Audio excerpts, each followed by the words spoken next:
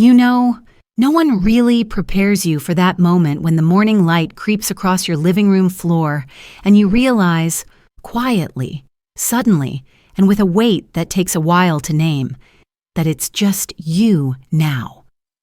The clatter of someone else's coffee mug isn't there anymore. The sound of a partner rummaging through the kitchen, the footsteps echoing down the hallway, or even the familiar bickering about what's on television, all gone. What you have instead is the silence of slippers on hardwood, the soft groan of a chair as you sit down, and this strange cocktail of peace mixed with uncertainty. It's not loneliness exactly, at least not always, but it's the question that sneaks into your chest. Now what? For many people, living alone in later years feels like stepping into a landscape without a map. At first, the freedom of it can be novel, even refreshing. You can finally eat dinner when you want, leave the TV on or off, keep the thermostat set to your perfect number without negotiation. But beneath those perks, there's also an undercurrent of unease. Days stretch out differently when there's no one else to structure them around. Without realizing it, time begins to slip through your fingers like sand. And suddenly you're left with the sobering thought that you could live years this way, without truly living at all. But here's the secret the wisest among us eventually discover. Living alone, especially later in life, is not merely an absence.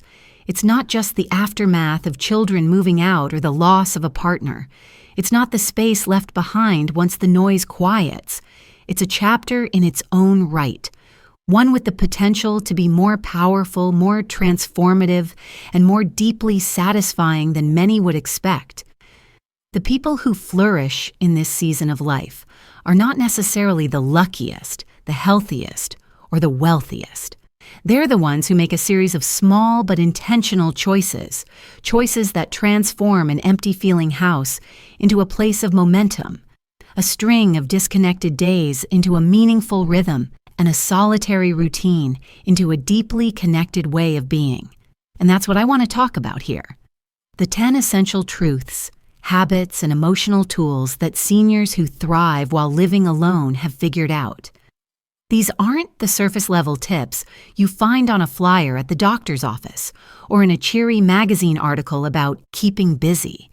These are the deeper, sneakier, and surprisingly profound strategies that create a life worth waking up to, even when you're the only one making coffee in the morning. So let's dive in. The first key truth, and arguably one of the most underestimated, is the power of creating a purposeful weekly structure, not just a loose routine. Now, on the surface, this might sound like semantics. Isn't a routine just a structure? Not quite. A loose routine often looks like waking up, glancing around, and saying, well, let's just see how today goes. And in the short term, that kind of openness feels liberating. You don't have to answer to anyone. You can take the day as it comes, and it seems like you're finally free from the grind of obligations. But here's what creeps in quietly, almost invisibly. Over time, that open-endedness drains your energy. It blurs the edges of your motivation.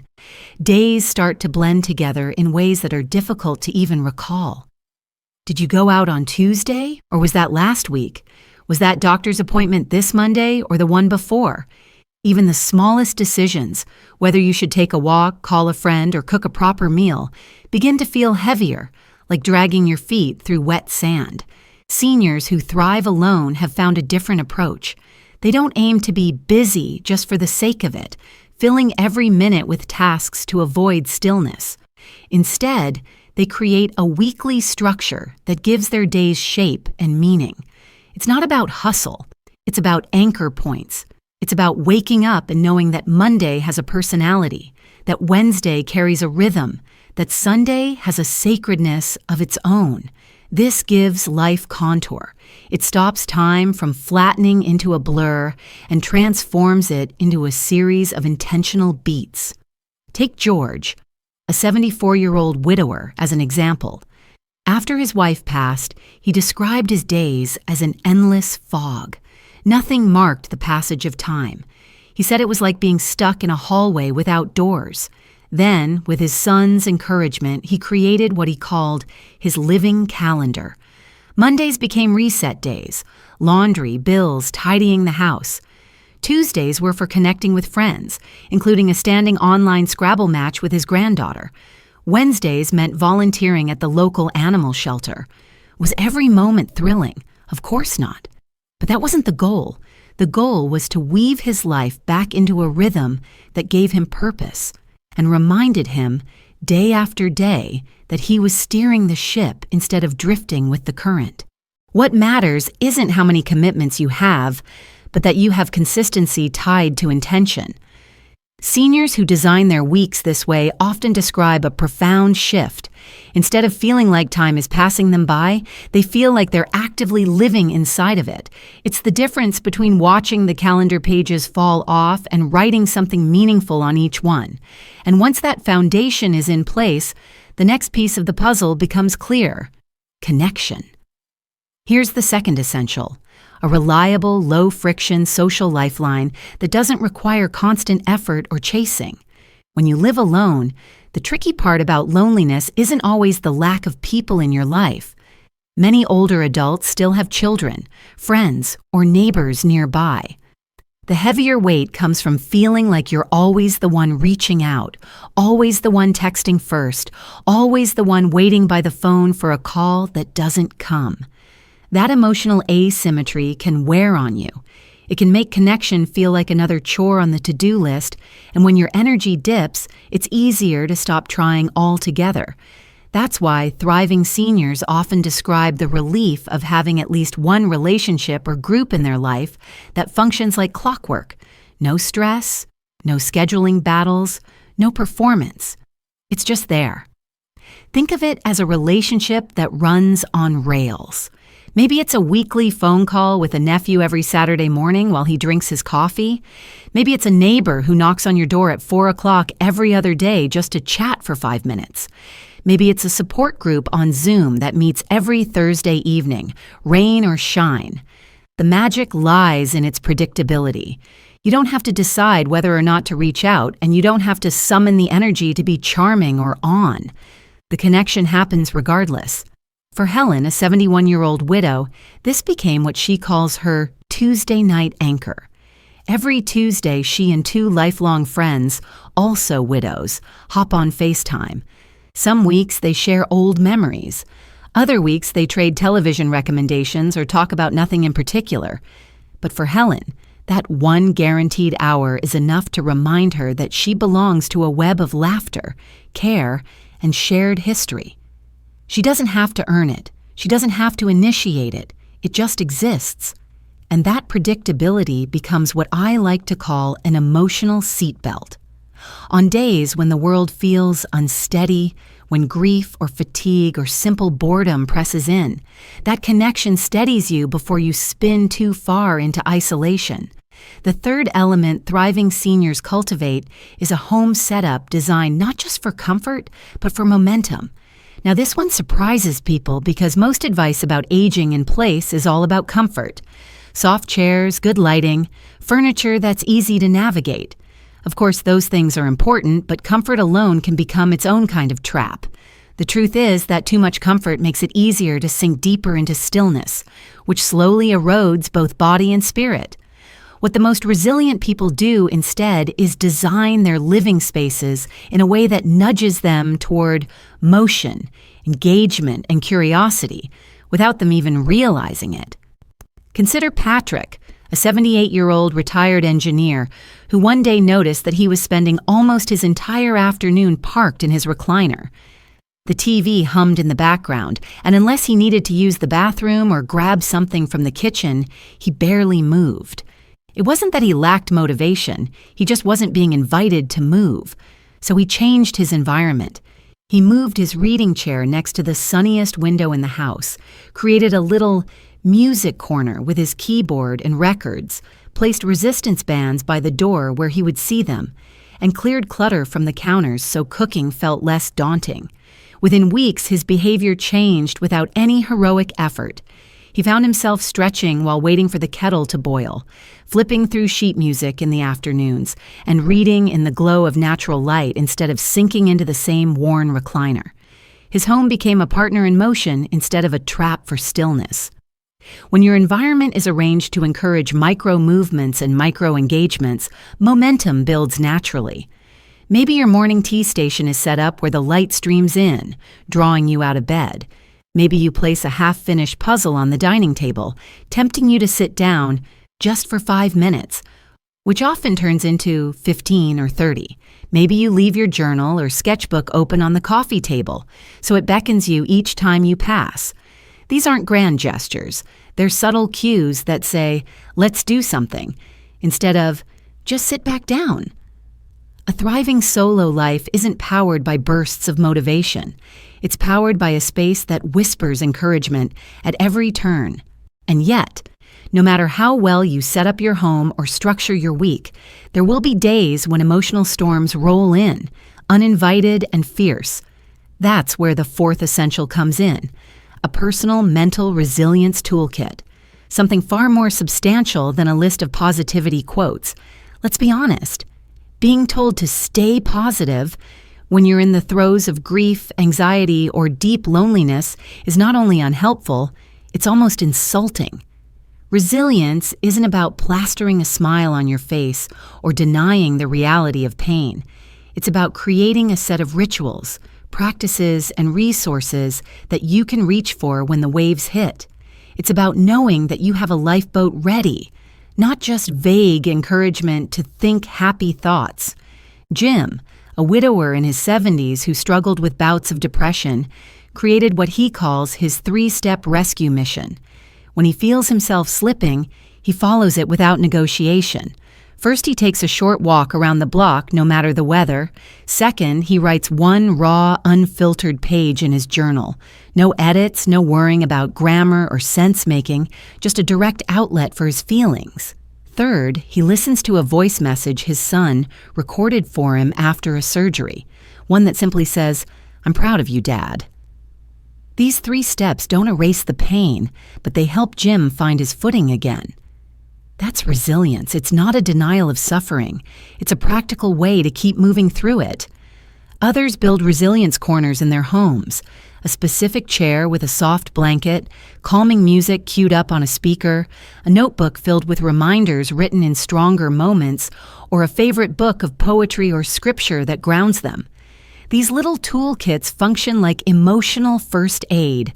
They don't prevent bad days from coming, but they transform those bad days into survivable, navigable experiences instead of overwhelming collapses. Thriving seniors understand that resilience is not about erasing the storm. It's about equipping yourself with the knowledge that you've weathered storms before and you can weather this one too. Resilience, as vital as it is, cannot carry the entire weight of living alone on its own. Because even when you know how to steady yourself during the storms, there remains a quieter, more insidious danger that creeps in when there's no one else in the house to notice whether you're thriving or slipping. The slow erosion of accountability. That brings us to the 5th essential truth about building a fulfilling life while living alone. Having something in your world that demands accountability and reveals progress. This is not about pressure or judgment. It's about anchoring yourself to commitments that prove, in subtle but undeniable ways, that you're still moving forward, still showing up for your own life. Without accountability, days blur, effort feels optional, and the nagging thought of whether or not you matter begins to take root. But when there's something or someone who notices if you don't show up, a project that requires your hand, or a rhythm that expects your presence, then life regains its weight. Purpose becomes tangible again. Mabel, a retired nurse living in California, offers a perfect example. She joined a local walking group not just for the exercise, but because they keep a shared log of each member's weekly distances. Every Sunday evening, she has to report how far she walked. She admits it's not about impressing anyone or competing. It's about the fact that if she doesn't show up, the gap is noticed. For her, that small piece of accountability serves as a tether to the world outside her door. She put it beautifully when she said, "It's not about walking farther than anyone else. It's about not disappearing from my own life."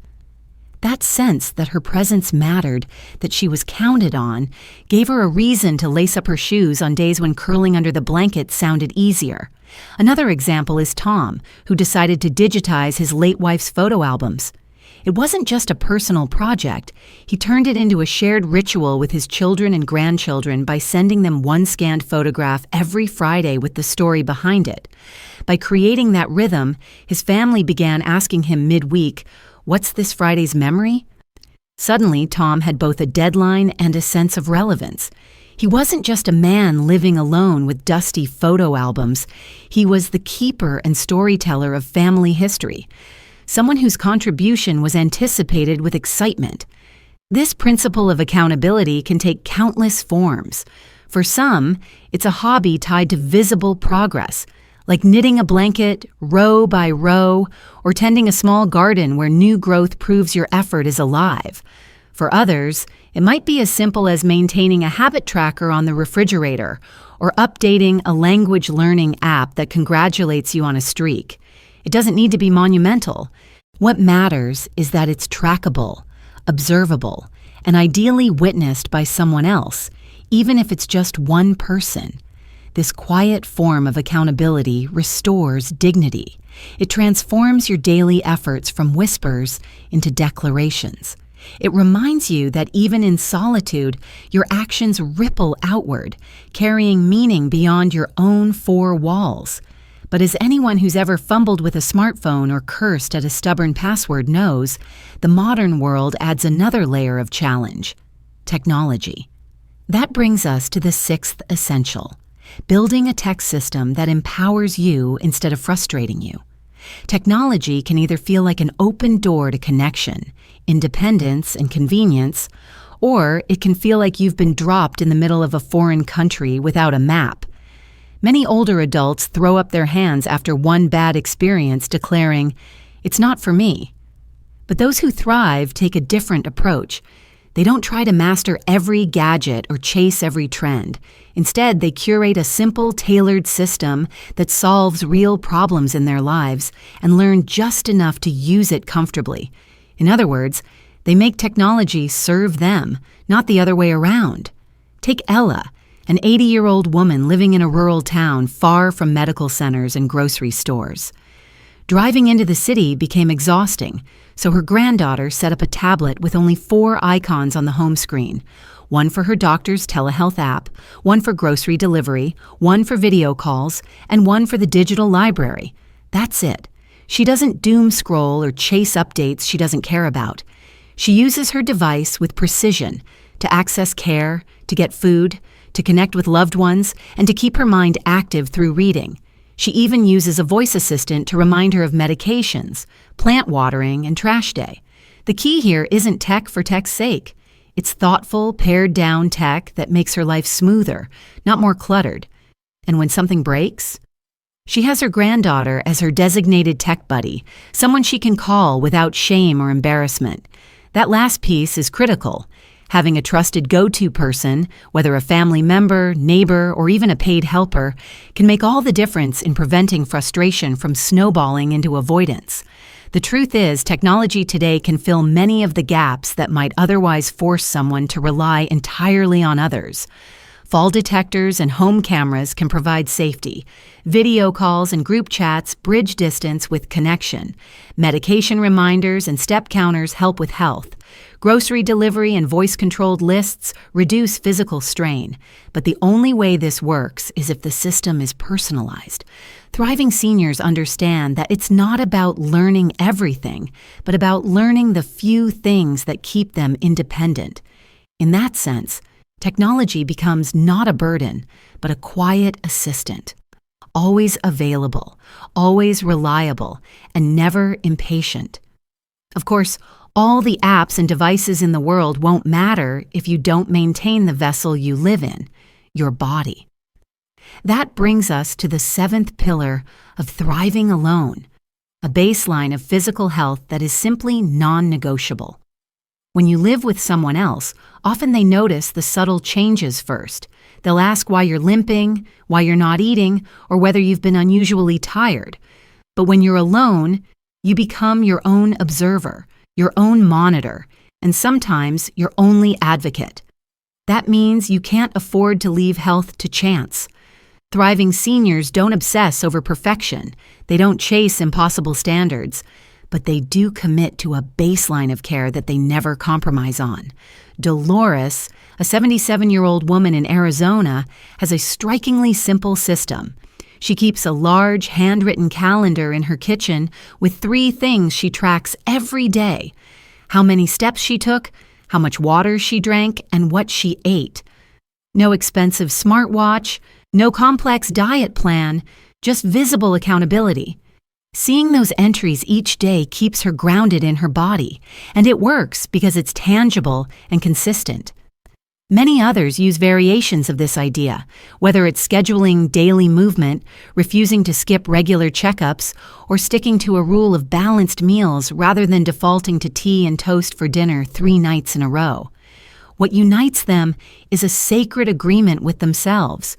No matter how tired or unmotivated they feel, they will care for their body at a basic level. This matters because prevention is the real superpower. Thriving seniors stretch before the pain becomes unbearable. They prioritize sleep because they understand it fuels everything else. They drink water before dehydration creeps into dizziness or fatigue. They treat their body not as a burden, but as a trusted co-pilot. And here's the profound part. When your body feels strong, even in small ways, everything else improves. Mood lifts, memory sharpens, motivation resurfaces, energy returns. You don't have to run marathons to achieve this. You just need to keep your vessel steady and fueled, day after day, so you can continue steering your life forward with clarity and strength. Still, even with health as a foundation, there remains another hidden trap: monotony. Routine is a gift. It provides safety, rhythm, and meaning, but it can also become a slow suffocation if left unbroken. That leads us to the 8th truth of thriving while living alone: cultivating micro-adventures and embracing spontaneous joy. Life cannot be all predictability, even if predictability feels safe. We need moments of novelty to remind us that the world still holds surprises, that curiosity still belongs to us, that there are corners of experience yet to be discovered. Thriving seniors know this, and they deliberately plant small adventures into their lives. Consider Ernest, an 80-year-old widower in Washington. Every Thursday, he hops on a random bus with no destination in mind. He rides until he sees something that sparks interest: a market, a bookstore, a park, and he hops off to explore. He calls these outings his Little Thursdays, and he swears they've done more for his mental health than any therapy session. They remind him that even at 80, life can still be unpredictable, whimsical, alive. Or take Rosemary, who once decided that every other weekend she would bake something she'd never tried before. Sometimes the results are delightful. Other times, like her infamous tahini lemon cookies, they're disasters. But the outcome doesn't matter. What matters is the spark of novelty, the feeling of experimenting, the jolt of laughter when something goes wrong.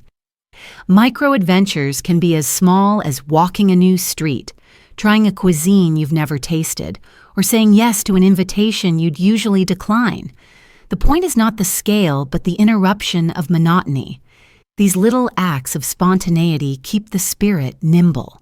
They remind the brain to stay flexible and curious, and they provide joy that routine alone cannot. Thriving seniors intentionally choose not to become prisoners of sameness. They inject variety, they court surprise, and in doing so, they keep their inner spark alive. But here's the deeper truth behind all of this. No structure, no connection, no accountability, no adventure will hold steady unless it's underpinned by something larger, something more profound. That leads us naturally into the ninth essential: living with a why that is bigger than yourself. When you live alone, the daily question of whether you matter can become deafening. Without someone in the next room to reflect your importance back to you, motivation can vanish on difficult days. That's why thriving seniors don't just live for themselves, they live for something larger, whether that's a cause, a promise, a mission, or a legacy. This why is the engine that carries them forward when energy dips or loneliness presses in. Take Mr. Otis, an 84-year-old retired math teacher. Twice a week, he tutors children in his neighborhood who are struggling with schoolwork. He says it's not about the algebra, it's about showing those kids that someone cares enough to show up. That's his why. It pulls him out of bed even when his joints ache. Or look at Lillian, who writes a letter every month to a young woman in prison she met through a pen pal program. She says it reminds her that hope is contagious, that her words can spark light in someone else's darkness. For her, that purpose extends far beyond her own comfort. And for many, a why is tied to family, recording stories for grandchildren, preserving traditions, or carrying forward promises made to loved ones who have passed. When you anchor your days in a mission that transcends your own comfort, everything takes on weight. Even the smallest act becomes meaningful because it connects to that larger why. Thriving seniors understand that while self-care is important, it is not enough to sustain a life of depth. You need a mission that tethers you to the world, that insists on your presence, that whispers, "You still matter." And now we arrive at what may be the most profound essential of all, the 10th truth about thriving while living alone. Cultivating a personal philosophy that anchors you when the ground feels shaky. Unlike the other strategies, this one cannot be borrowed wholesale from anyone else. It is not a list of tasks to copy or a schedule to implement. A personal philosophy is an internal compass, a collection of beliefs and lived truths that hold you steady when nothing else seems reliable. The seniors who navigate solitude with strength aren't necessarily those who never feel lonely or sad. They are the ones who have developed a philosophy, sometimes spiritual, sometimes practical, always personal, that they can lean against when life tilts sideways. Without this compass, even the best designed routines and the most reliable support systems can falter, because there will always be days when you wake up staring at a gray sky and wonder, what is the point? A philosophy doesn't erase that question. It answers it quietly, over and over again. For some, that philosophy is rooted in spirituality or faith, the belief that their life is part of something larger, guided by an unseen hand or woven into a story beyond what they can see. For others, it might be a secular mantra earned through years of living and learning, a reminder that pain and joy are both temporary, that kindness never goes to waste, or that each day is a chance to leave the world a little lighter. Take Louisa, a 79-year-old woman who has endured losses most of us can hardly fathom. She has outlived both of her children. For many, such grief would feel unbearable. Yet when asked how she keeps moving, she repeats a single sentence she has carried like a lantern through her darkest nights. As long as I'm here for someone. It is simple, but it is everything. That belief transforms her daily choices. Whether volunteering at the local food pantry, smiling at a stranger in the park, or writing notes of encouragement to friends. Because in her eyes, every small act is proof that she still matters. That is the essence of a personal philosophy.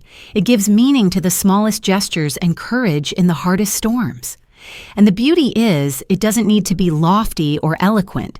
It can be as simple as, storms don't last forever, or doing my best, even quietly, is enough. The form matters less than the strength it provides. A philosophy can evolve as you do. It can stretch, shift, or take on new shapes with time. But having one, is what transforms living alone from a state of drifting into a state of groundedness. It is the whisper that reminds you why you still matter, even when the silence around you grows heavy. When you step back and look at all 10 of these essentials together, a powerful picture begins to emerge.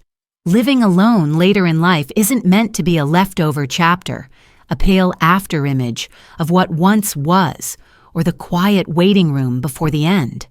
Too often, society paints it that way, as though once the children leave, once a spouse passes, or once the career is over, the best of life has already happened. But thriving seniors know better. They know that this chapter can be one of the richest, most self-defining, and most quietly extraordinary seasons of life, precisely because it demands intentionality.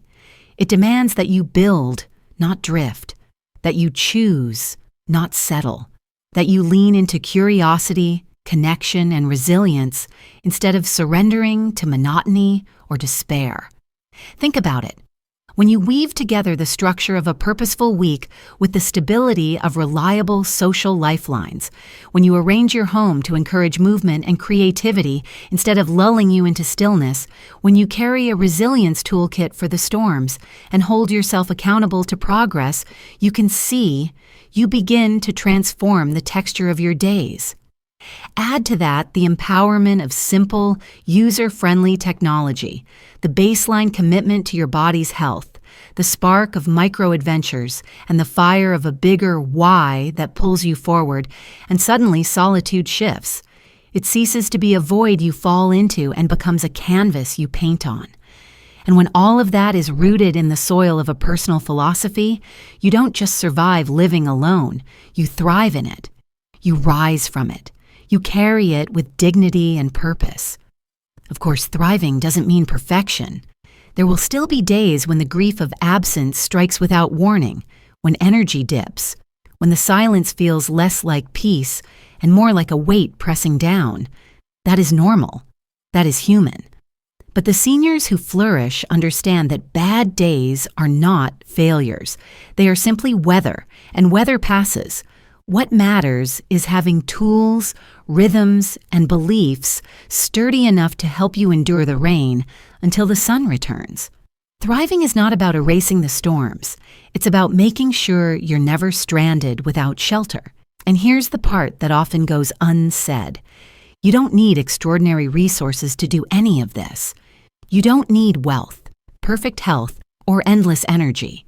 The people who build full lives in solitude are not necessarily the luckiest or strongest. They are the ones who made deliberate, often small choices that compounded over time. They chose to create a weekly rhythm instead of letting days blur. They chose to nurture at least one relationship that didn't require chasing. They chose to set up their homes to encourage movement, to prepare tools for emotional storms, to hold themselves accountable, and to lean on the technology that kept them independent. They chose to care for their bodies, to chase novelty, to tether themselves to a bigger purpose, and to ground it all in a personal philosophy.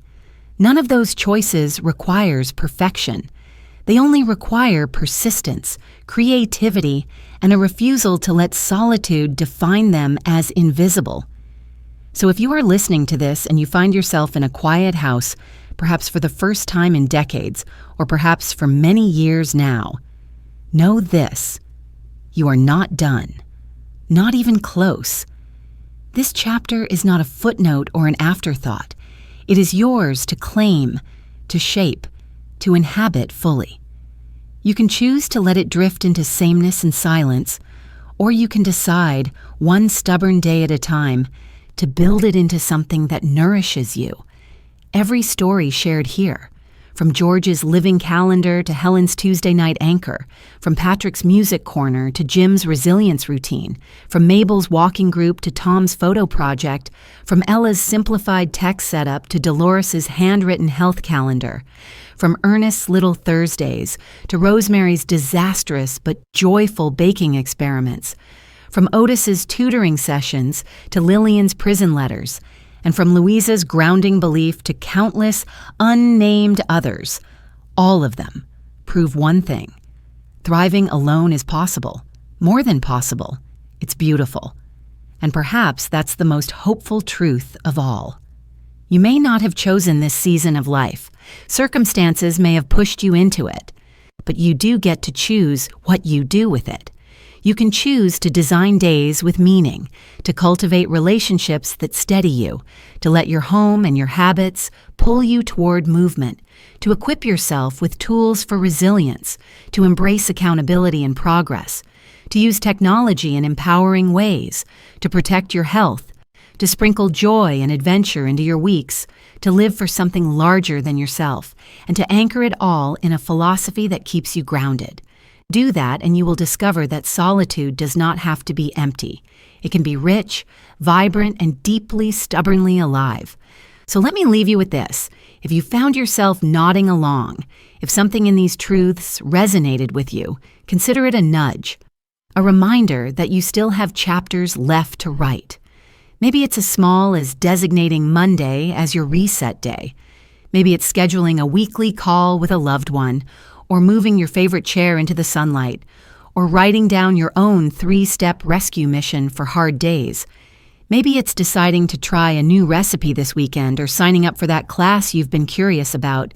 Or maybe it's simply sitting quietly and asking yourself, what do I believe in deeply enough to carry me through? Small steps matter. Small steps, taken consistently, build a life of meaning. Living alone is not about rearranging furniture or indulging in cookies in bed without judgment, though yes, those are perks. It's about realizing that even now, especially now, your life has weight. Your presence has value, and your days can still be painted with curiosity, resilience, joy, and purpose. So whether you are just stepping into this phase or have been walking it for years, remember this. You are not invisible, you are not finished, and you are not alone in learning how to thrive. Others have done it. Others are doing it. And you can too. If this spoke to you, share it. Pass it along to someone else who might need the reminder. Because you never know. This might be the spark that helps them begin rebuilding, one beautiful, stubborn day at a time. And in that act of sharing, you reinforce the truth for yourself as well, that you still have something to give, something to say, and something worth building. This is not the afterthought of your story. This is your chapter, your canvas, your chance to thrive, even in the quiet, and perhaps in the quiet most of all.